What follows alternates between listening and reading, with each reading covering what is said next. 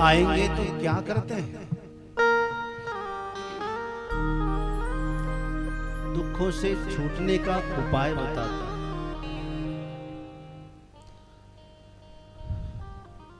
आज परीक्षित महाराज चरणों में प्रणाम करके पूछते हैं कि बताइए, जिसे 7 दिन में मरना निश्चित हो जाए उसे क्या करना चाहिए?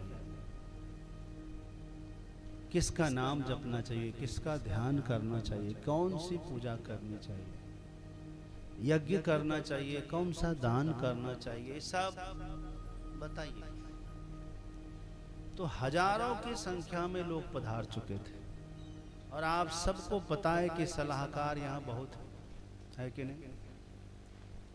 हर कोई सलाह देता है।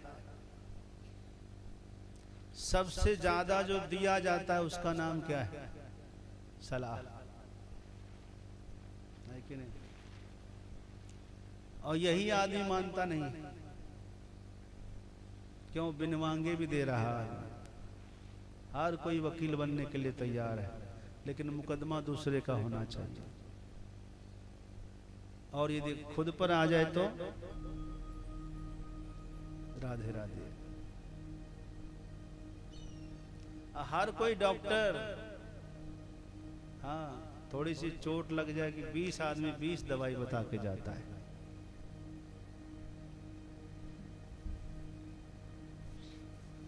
तो अब सोचिए कि 1000 लोग आए होंगे, सब ने कुछ न कुछ बताया होगा, लेकिन प्रश्न एक ही था, क्या 7 दिन में कल्याण हो सकता है? एक ही प्रश्न एक किया जाता था, बस बताइए, हम वो दान करने के लिए तैयार हैं। कोई कहे यज्ञ करवा लो, तैयार हैं, बताइए 7 दिन में हो जाएगा काम? गारंटी लोगे? बोले गारंटी नहीं होगा। बोले क्यों? यज्ञ में बड़ी समस्या है। पहले तो मुहूर्त निकालना पड़ता है उसका, अग्निवास होना चाहिए, शिववास होना चाहिए, भद्रा नहीं होना चाहिए धरती पर, और कोई शुक्र गुरु आदि तारा अस्त नहीं होना चाहिए। ये सब देखा जाता है। चंद्र बल होना चाहिए।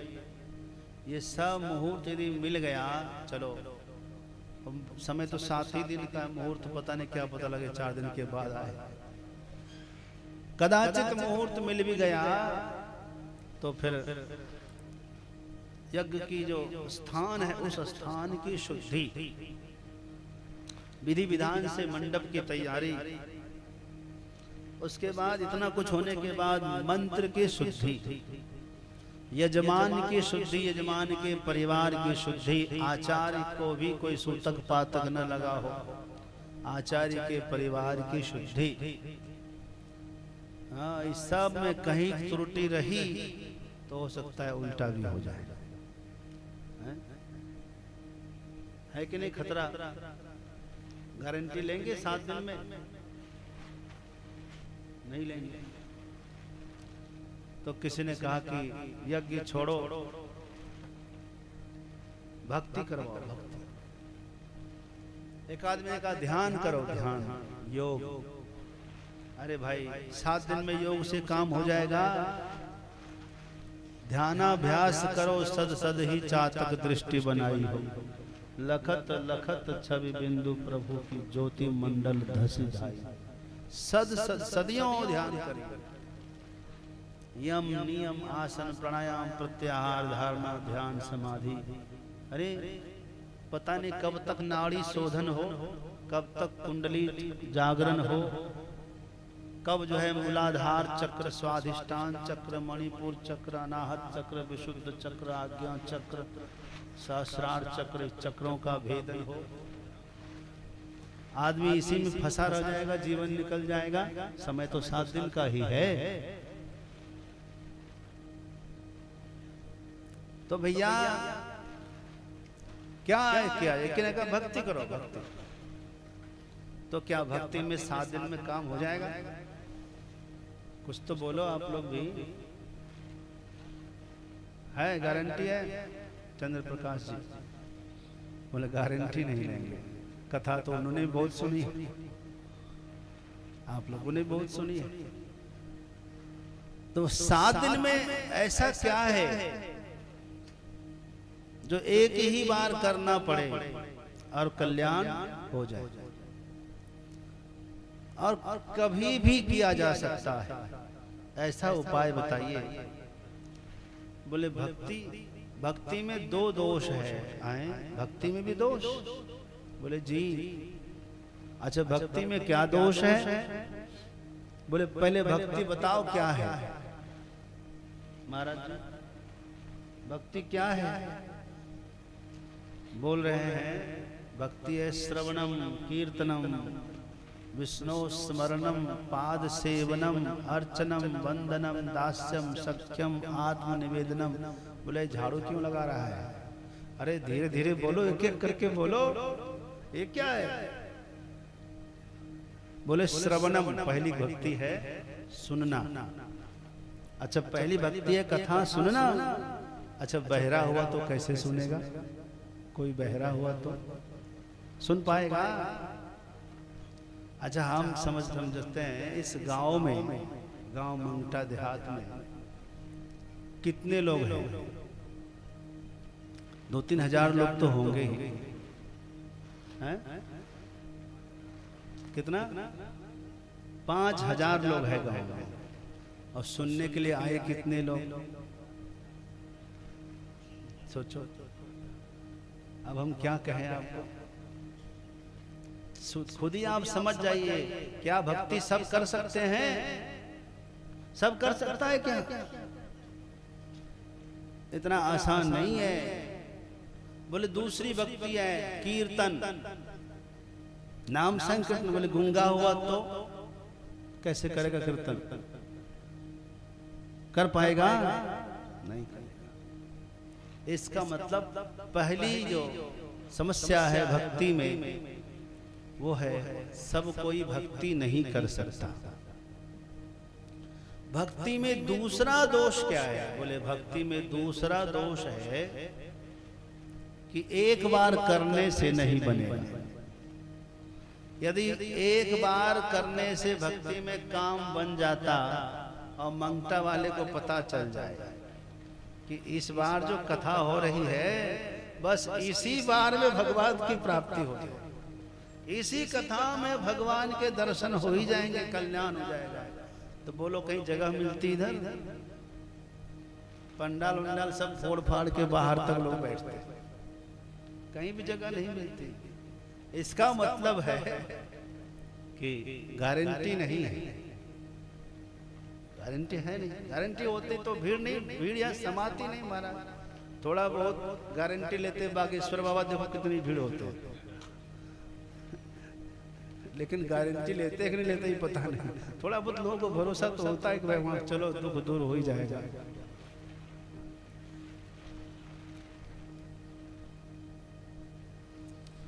तो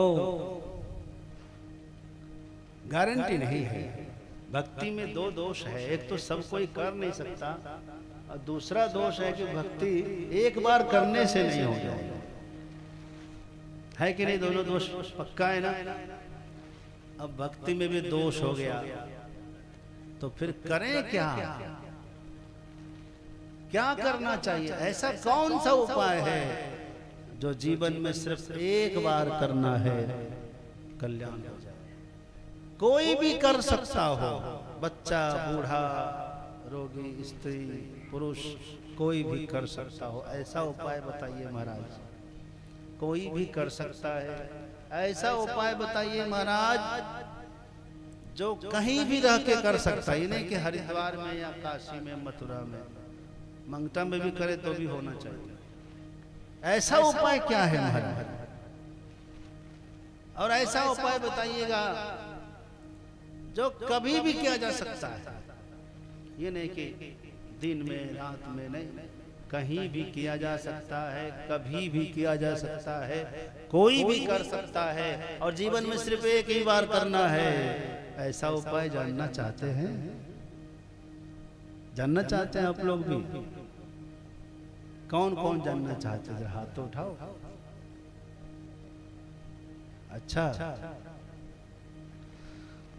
वाह, सबने उठाया, उसने नहीं उठाया। उसने ऐसे ही एक बार हम हाथ उठवा रहे थे, बोलो कौन कौन भगवान के यहाँ जाना चाहता है? सब स्वर्ग जाना चाहते हैं, नहीं जाना चाहते? बोलो हम नहीं जाना, भगवान के स्वर्ग में संभाल दिया। तो उस लेडीज से पूछा कि भाई आपने हाथ क्यों नहीं उठाया? वो मना कर रहे। अच्छा, तो हमने पूछा क्यों नहीं उठाई?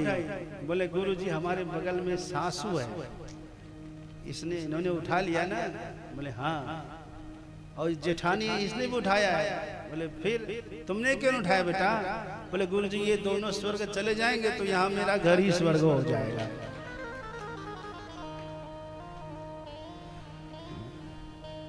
क्या गजब है भाई।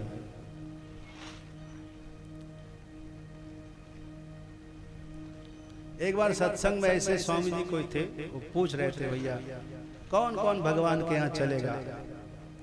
तो अनूप भाई से आप उठा लिए पैर, सबने उठाए, एक आदमी ने नहीं उठाया। तो स्वामी जी ने पूछा कि आप क्यों नहीं उठाए? बोले गुरुजी क्या बताओ? नहीं बोलो, सच बताओ, डरो मत। का पत्नी ने कहा है कि सत्संग से सीधा घर आना, सत्संग खत्म हो तो सीधे घर आना, इसीलिए हम नहीं उठाए। बोले बड़े ईमानदार आदमी।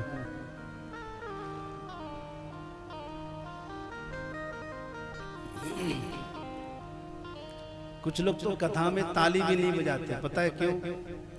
पता नहीं घर में जाकर के फिर तबला बजे, वो कहे कि बड़े ताली बजा रहे थे खुश होकर के वहां। राधे राधे।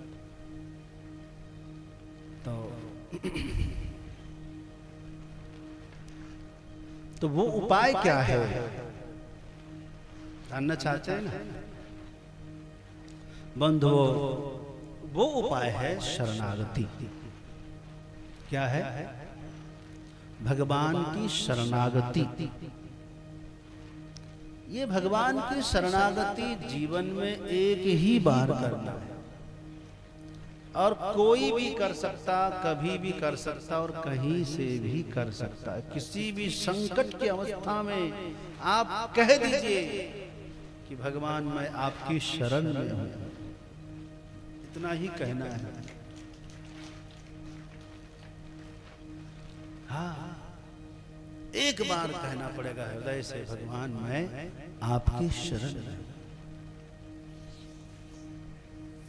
आप सोचेंगे सिर्फ इतना शब्द कहने में क्या फर्क पड़ जाता है? फर्क नहीं पड़ता? फर्क पड़ता है, फर्क पड़ता है।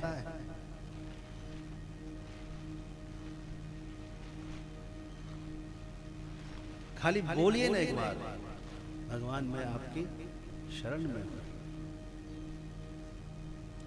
आज हमारे शंकराचार्य पूज्य श्री स्वामी अविमुक्तेश्वरानंद सरस्वती जी महाराज प्रयाग में बैठे रहे 10 दिन तक। किस लिए बैठे रहे? सरकार खाली आकर के हमको सॉरी बोल दे बस। और अभी भी 40 दिन तक बैठे हुए वहां काशी में जाकर। सरकार सिर्फ हमको आकर क्या बोले? सॉरी बोल दे बस, मैं माफ कर दूंगा। और सरकार सॉरी बोल नहीं रही है। मतलब एक शब्द में कितना फर्क पड़ता है, ये समझ लो आप। 10 दिन तक बैठे रहे, खुले आकाश में बैठे रहे। आज 40 दिन का मौका दिया है सरकार को, अल्टीमेटम दिया है, एक बार आकर के माफी मांग लें। आप कहते हैं कि मैं आपकी शरण में हूं, कहने से क्या फर्क पड़ेगा? फर्क पड़ता है, फर्क पड़ता है,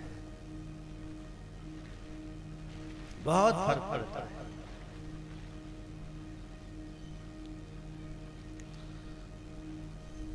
दूसरी बात, क्या करना है?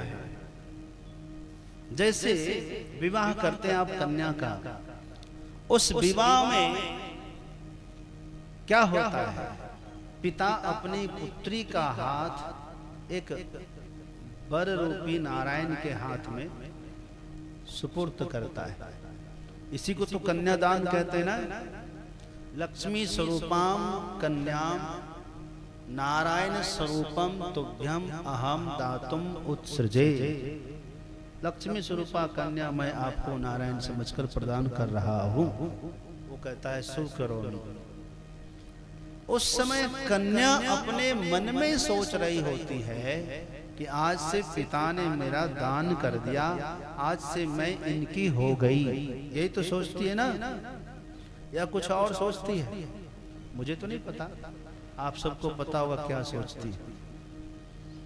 इतना ही तो सोचना होता है कि आज से मैं इनकी हो गई। और अगले दिन कोई उससे पूछे कि ये कौन है, कहेंगे ये मेरे पति हैं। अब उनका घर मेरा घर होता है कि ना, इनकी गाड़ी मेरी गाड़ी, इनकी दुकान, इनका मकान, इनका परिवार सब मेरा हो गया। कहती है कि नहीं कहती है? एक बार उसने कहा कि मैं इनकी हो गई, और उसके बाद अब वो क्या कह रही है, ये सब मेरे हो गए। कितना फर्क पड़ता है एक शब्द में। यही समझना। वैसे ही जैसे आप कह देंगे हे भगवान मैं आपकी शरण में हूं, मैं आपका हूं, इतना कहिए। उसके बाद आप कहेंगे भगवान मेरे हैं, भगवान की बनाई हुई हर संपदा मेरी संपदा है, पूरा ब्रह्मांड हमारा है, सारी प्रकृति हमारी है, सब कुछ हमारा है। ये जो साधु संत देख रहे हैं आप, ये घर द्वार छोड़ देते हैं साहब, जेब में 1 रुपया नहीं लेके चलते। ठीक है, किसके दम पर? आश्रम के भरोसे छोड़ते हैं घर। क्या क्यों महाराज, कि आश्रम मिल जाएगा इसलिए घर कोई छोड़ता है क्या? आश्रम के भरोसे नहीं। मठ मंदिर देखकर, जमीन देख करके चेला नहीं बनते। आपको नहीं पता, ऐसा होता तो बन के दिखा दो। हाँ, मेरे पास 15 आश्रम है, सैकड़ों बीघा जमीन है, आ जाओ कोई लोभी लालची हो तो। हिम्मत नहीं होता किसी को घर छोड़ने की, इतना आसान नहीं है। जब तक भगवान का भरोसा नहीं होगा तब तक डेहड़ी से ऊपर पैर नहीं होगा उसका। भगवान का भरोसा ही होता है। उनको लगता है एक घर छोड़ूंगा सब घर मेरा है, एक परिवार छोड़ने से पूरा विश्व मेरा परिवार हो जाएगा। यही भाव रहता है मन में।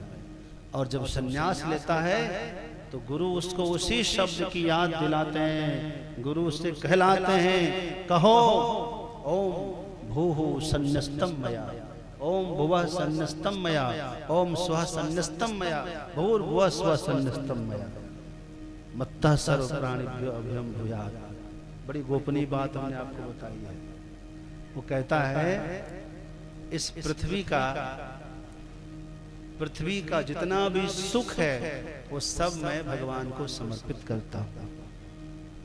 भुवर लोक में जितने भी सुख है वो सुख भगवान को समर्पित करता हूं, और स्वर्गलोक के सुख को भी भगवान को समर्पित करता हूं। मुझे ये सब नहीं चाहिए। ऐसे होते हैं सन्यासी। तो सब कुछ त्यागता है किसके भरोसे? उसी भगवान के भरोसे। अरे सन्यासी तो दूर की बात है, आपकी बात बताता हूं। ये सब जितने माताएं हैं, जितने स्त्रियां, ये सब जैसे ही क्या हुआ, छेका बोलते हैं, क्या बोलते हैं उसको, रोका, कहीं रोका कहीं छेका बोलते हैं, फलदान वगैरह, मतलब संबंध पक्का हो गया। उस समय जो कुछ भी आप देते हैं दान दक्षिणा, उसके साथ ही कन्या या पुरुष अपने मानसिक परिवर्तन कर लेते हैं कि आज से मेरा संबंध पक्का हो गया। उसकी सहेली उससे कहती है कि 1 महीने के बाद तुम इस घर को छोड़कर चली जाओगी। तुम पागल हो, क्यों छोड़ दोगी? इस घर में तुमने जन्म लिया है, एक एक कौर तुमने खाया है, खेला है इस आंगन में, इसको छोड़कर चली जाओगी? तुम्हें कहां घर मिलेगा? तुम्हारी रक्षा कौन करेगा? तुम्हें भरपेट भोजन की चिंता तुम्हारी कौन करेगा? यहाँ तो तुम्हारी मम्मी पापा भाई सखियां सहेलियां सब ध्यान रखते, वहां कौन ध्यान रखेगा? तुम्हें पूरे शरीर ढकने के लिए वस्त्र का चिंतन कौन करेगा? तुम्हारे भूषण आभूषण का चिंतन कौन करेगा? तुम पागल हो रही हो, क्यों जा रही हो? तो क्या जवाब देती है? हम पागल नहीं, तुम पागल हो। जिसने मेरा हाथ संभालना है उसने ही मेरी चिंता करनी है। वही मेरी चिंता करेंगे जो मेरा हाथ पकड़ेंगे। जिसके हाथों में मेरे पिता हाथ रख देंगे वही तो मेरी सारी चिंता करेंगे। और करता है कि नहीं करता है? करता है कि नहीं करता है? आप देखो, विवाह से पहले आदमी चाहे घर हो ना हो बरामदे पे शौक गुजार लेता होगा, लेकिन विवाह के बाद वो सोचता है कि पत्नी के लिए कमरा चाहिए।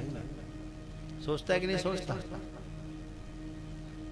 स्वयं चाहे पूरे शरीर पर कपड़ा पहनने के लिए रहे ना रहे, आधा कपड़ा पहन के गुजारा कर लेगा, लेकिन पत्नी का पूरा बदन ढका हुआ होना चाहिए। ये हर पति सोचता है कि नहीं सोचता है? पत्नी का पूरा बदन ढका हुआ होना चाहिए। स्वयं अपने हाथों में घड़ी पहनता है कि नहीं, चैन पहनता है कि नहीं, लेकिन पत्नी के गले में मंगलसूत्र होना चाहिए, बिछिया होनी चाहिए, मांगों में सिंदूर होना चाहिए। इतनी चिंता करता है कि नहीं करता है? हर पति अपनी पत्नी को उदास नहीं देखना चाहता। स्वयं कुछ भी खाकर गुजारा कर लेता होगा, लेकिन पत्नी के रसोई घर में हर डब्बा भरा हुआ हो ऐसा चिंतन करता है।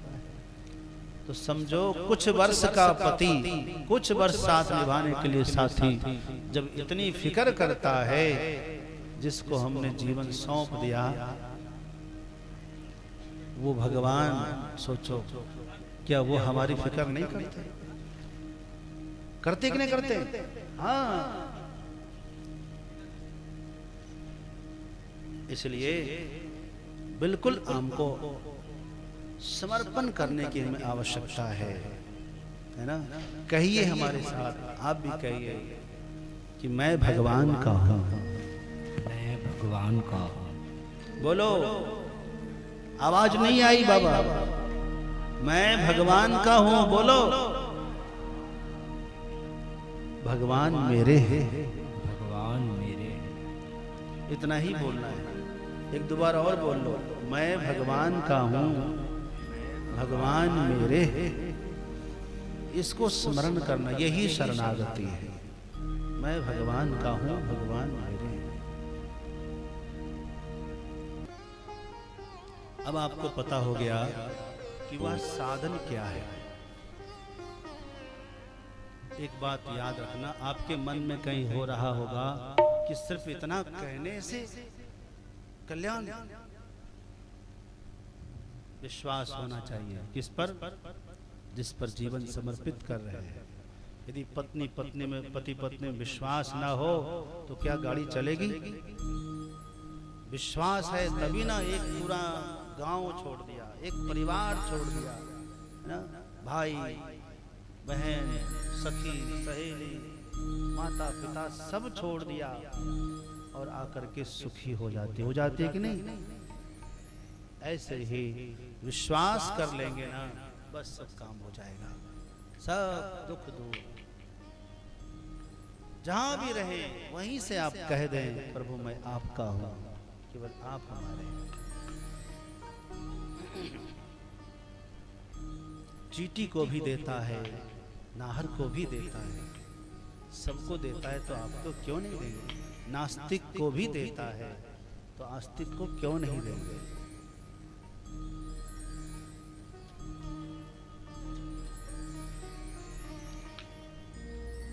परीक्षित ने कहा, गुरु जी तो क्या करो? सुखदेव स्वामी का, राजन चिंता न करो, तुम्हारे पास तो कितने 7 दिन है ना? 7 दिन है भाई, लेकिन आप लोग यहाँ बैठे हैं, आपसे पूछता हूँ, क्या आपके पास 7 दिन है क्या? नहीं है।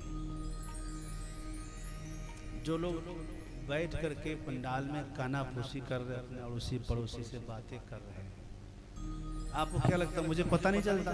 पता चलता है। ऐसे लोग ही जवाब नहीं दे पाते हैं कल क्या सुना था।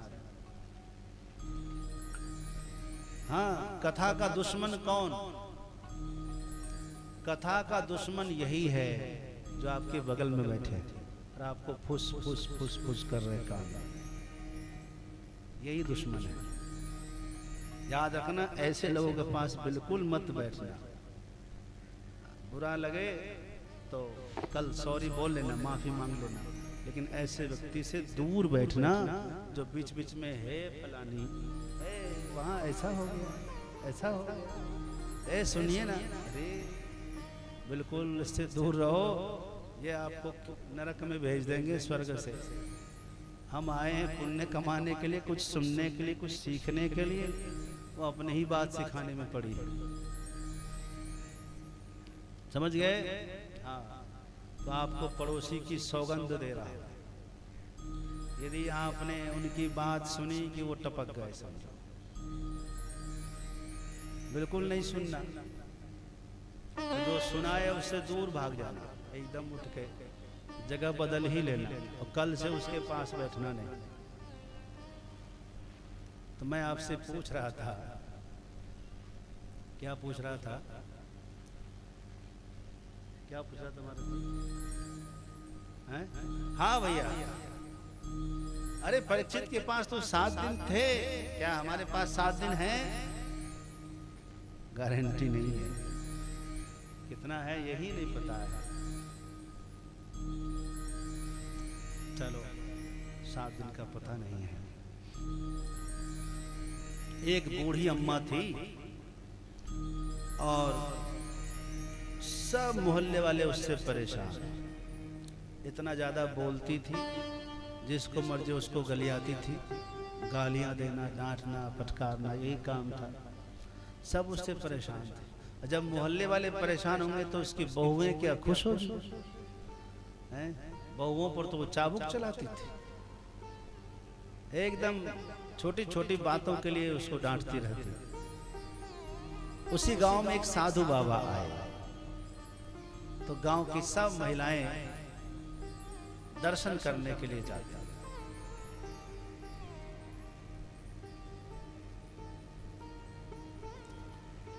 तो सब दर्शन करने के लिए जाते हैं, तो वो तीनों बहुएं भी गई। जाकर बोले, गुरुजी आप तो इतने अच्छे महात्मा हैं, मेरी सासू माता को कुछ समझा दीजिए। सब उन्होंने बता दिया कि ऐसे ऐसे करती है, सब व्यवहार जिससे लेती उसको वापस नहीं करती, पूरे मोहल्ले में अपना धौस जमाती। तो महात्मा जी ने कहा कल उनको भेजो। ठीक है, बहुएं गई, सासू मैया से कही कि सुनिए, गांव में एक बहुत बड़े सिद्ध महात्मा आए, सब लोग उनके दर्शन कर लिए, आप ही नहीं गई, जाइए दर्शन कर लीजिए। तो बोली कि अरे यहाँ घर कौन संभालेगा, कोई आगे ले जाएगा, उठा लेगा, ये सामान वो सामान। बोले हम लोग हैं ना, एक बार दर्शन करने में लगता क्या है। सब ने जब जोर लगाया तो मान गए। ठीक है, हम सब में ताला लगा कर जा रहे हैं, अपने तिजोरी में, अलमारी में, कमरे में, सब जगह एकदम पेट फाट करके एकदम गई। महात्मा जी से मिली, प्रणाम किया, कहने लगे महाराजा आशीर्वाद दो, सब कुछ ठीक हो जाए। महात्मा जी समझ गए कि ये वही है, किसी ने इशारा कर दिया। महात्मा जी बोले, सुनो मैया, वो तो सब ठीक है, लेकिन एक चीज मुझे दिखाई दे रहा है। बोले क्या? बोले आज से 7वें दिन तुम मर जाओगी। क्या हम मर जाएंगे? हाँ मैया, मुझे जो कहना था वो मैं कह दिया, सच्ची बात मैं बोल दिया, बाकी तुम समझो। अब तो समझो उसका चेहरा उतर गया। बेचारी वहां से उठी मायूस होकर के, आते आते एकदम बिस्तर पर गिर पड़ी। बहुओं ने उठाया, क्या हुआ क्या हुआ? अरे अब तो सब खत्म हो गया। क्या खत्म हो गया? सब खत्म हो गया। अब तो मैं चली जाऊंगी, अब तो तुम ही लोगों को सब संभालना है। बहुओं को लगे कि कुछ तो हुआ है, कुछ मंत्र मार दिया है गुरुजी ने। अब तो तुम ही लोगों को सब संभालना है, ध्यान से चलाना, ध्यान से संभालना। लो ये चाबी पकड़ो। पहली बार चाबी दे रही है, पहली बार। ये लो, ये तुम्हारा, ये तुम्हारा, वो तुम्हारा, सबको सब विभाग सौंप दिया।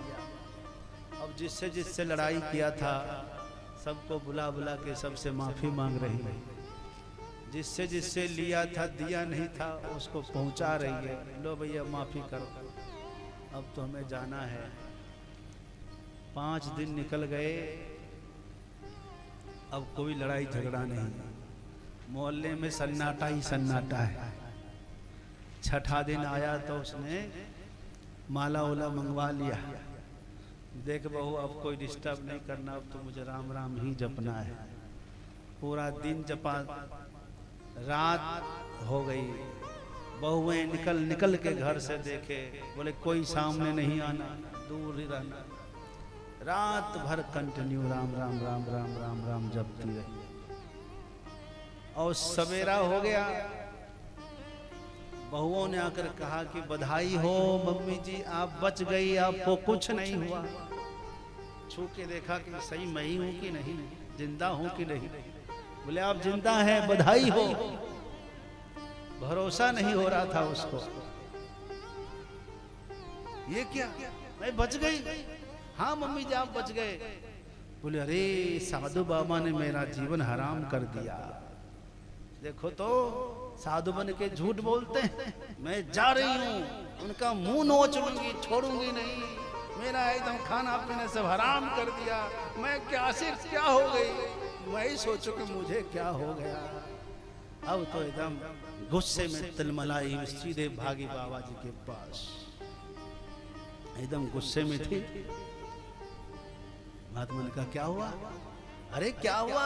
झूठ बोलते हो, शर्म नहीं आती? साधु बन करके झूठ बोलते हो, मेरा जीवन खराब कर दिया, बर्बाद कर दिया सब। क्या हुआ माई? कहा कि अरे जिससे जिससे नहीं कभी लड़ाई थी सबसे माफी मांगनी पड़ी, और जिसका जिसको नहीं देना था उसको भी देना पड़ा, और सब बहुओं को समर्पित कर दिया। हे भगवान मुझे क्या हो गया आपकी बात मान करके? मैंने महात्मा जी ने कहा अच्छा ये बात बताओ, इस 7 दिन में तुमने कितना पुण्य किया? पुण्य तो बहुत किया, और कितना पाप किया? एक भी पाप नहीं हुआ। न किसी को गाली दी, न किसी का अपमान किया। अच्छा माई ये अच्छा हुआ कि खराब हुआ मुझे नहीं पता, मैं पहले जैसा होना चाहती हूँ। बोले एक बात सुन लो माई। अच्छा बताओ कल तुम क्या कर रही थी? कुछ नहीं, राम राम जप रही थी, रात भर जपी। महात्मा जी ने कहा यमराज आया था, तुम जो रात भर राम राम कर रही थी ना, तो तुमको छोड़ दिया, अब नहीं छोड़ेगा, इसलिए सावधान रहना। हाँ राम राम के प्रभाव से तुम बच गई। बोली हे भगवान अब कैसे छुटकारा मिले? महात्मा जी ने कहा देखो माई, वैसे सप्ताह में कितने दिन होते हैं? 7 ही तो होते हैं ना भाई, 8वां दिन तो होता है। इसका मतलब सबको 7 दिन में ही मरना है। कौन सा झूठ कहा? सही तो कहा ना, सबको 7 दिन में ही जाना है।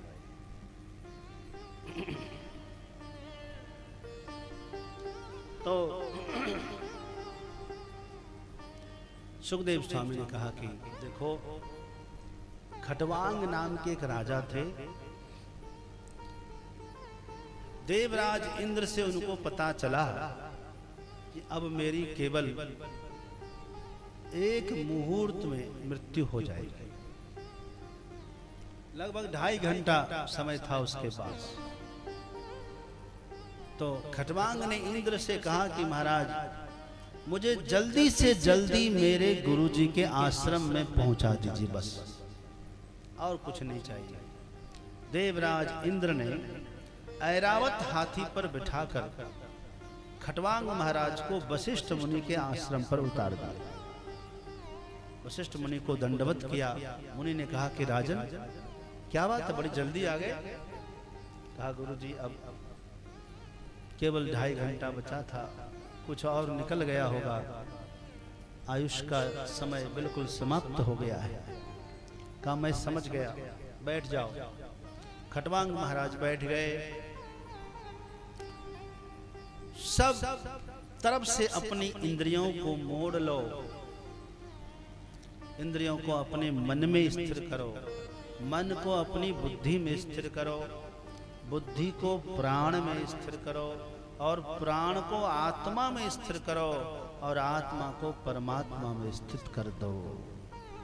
और जैसा जैसा गुरुजी कहते गए वैसे वैसे एकदम एकाग्र होते चले गए, और भौतिक शरीर का त्याग करके परमात्मा के परम पद में लीन हो गए।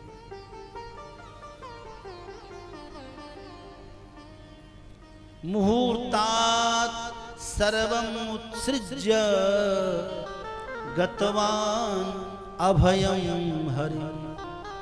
अभय पद को प्राप्त किया। बंधुओं, उसी तरह से आपके पास तो बहुत दिन है, लेकिन हम लोगों के पास उतने दिन नहीं है, पता नहीं कब जाना है। गुरु नानक देव जी महाराज उन दिनों पटना में सत्संग कर रहे थे। पटना बिहार की राजधानी में एक छोटी सी बच्ची थी महाराज जी, और रोज सत्संग में आती थी। छोटी सी बच्ची, इसमें कोई बैठी होगी, रोज आती थी। तो गुरु नानक साहब ने एक दिन उसको बुलाकर कहा कि बेटी, तुम तो अभी बहुत छोटी हो, तुम रोज रोज सत्संग में आकर बैठती हो, अभी पढ़ने लिखने का समय है, तुम अभी क्यों आती हो सत्संग में? तो उस छोटी सी लड़की ने बड़ी अच्छी बात कही, गुरुजी, मेरी मम्मी खाना बनाती है तो उसमें छोटी छोटी लकड़ी पहले जल जाती है, और मोटी मोटी लकड़ी बाद में जलती है। वही मैं सोचती हूँ कि छोटे बच्चे को तो पहले जाना पड़ेगा, इसीलिए मैं सत्संग में आती हूँ। क्या बात है भाई, तुम्हारे ज्ञान को वंदन है, अभिनंदन है। इतनी छोटी बच्ची हो, कभी इतना बड़ा ज्ञान रखी हो। लोगों को समझ में क्यों नहीं आता है भाई? यही बात तो समझने वाली है।